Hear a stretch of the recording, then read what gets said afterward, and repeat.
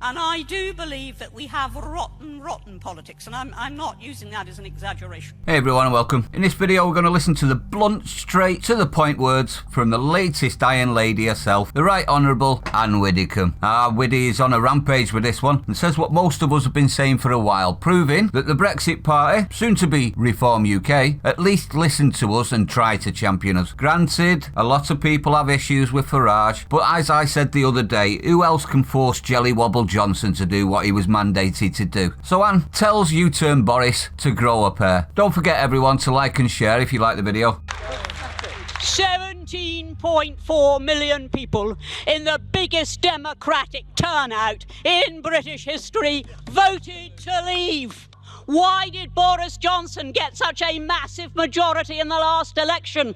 Because his basic promise was get Brexit done! Let's read. The sovereign state owns its waters and all that's in them, so how can there be any question about the validity of Britain alone having the right to determine who fishes her seas and to what extent? Anything less, in my opinion, and isn't sovereignty at all, is it? The mere fact of any negotiation on this point indicates how little the EU has understood the reality of Brexit. Now, I have to disagree with their Ann, sorry, but their actions in regards to threats and political interference show they know and understand the reality, and it bloody terrifies them, and rightly so. Great Britain can and will surpass the EU in my opinion, in trade and industry once we're rid of this lurgy scaremongering. We've done it before, we'll do it again. The days of suppression of our country will soon be over, hopefully. As for there being any possibility of a level playing field, what do the negotiators imagine was the prime aim of Brexit in the first place? Complete exit, no ties is what we voted for, isn't it everyone? There was no mention of deals on the referendum. It was, do you want to stay in or leave? Leave one. And these swamp dwellers have and are still doing everything in their power to dilute it, haven't they? The single biggest benefit of no deal is that it will finally spell out to the EU that we have left for good and that we intend to operate as an independent country. Or will it? Is it possible both to be sovereign and to abide by the withdrawal agreement and its concomitant political declaration? No, it's not, Ann. And we all agree, don't we? You can't do both. Sovereignty means leaving without those. No deal is sovereignty. The Internal Market Bill tests the validity of unilateral amendment, but it is the whole treaty which needs repudiating. We left, so why did we ever need a new treaty as opposed to merely a trade agreement? It's to dilute Brexit, isn't it, Ann? And therefore trick us into believing without being out? We know what's going on. It's plain to see, isn't it, everyone? There has been a great deal of argument about whether the Internal Market Bill breaks international law, but that bill merely breaks clauses and sub-clauses of the agreement, which is to have one's cake and eat it. There can be no argument at all that it is possible to repudiate an entire treaty. Countries have been doing it since the word treaty was invented. Certainly it is harder these days with the Vienna Convention, but it is still possible, and that is what Her Majesty's government should be doing. We voted no deal. Anything less than that, in my opinion, is and will be seen as a complete betrayal of our votes. By ridding us of the shackles of what has been rightly described as a surrender document, an agreement drawn up by a weak government against the background of the other party being determined to punish us for leaving, Boris could lead a truly independent Britain. Isn't that what he wants? Well, he said so, but then he's taking our freedoms daily, isn't he? I really thought Boris, with him being a bit different, i.e. he had a job as a journalist and he's a bit of a buffoon and doesn't act like a politician,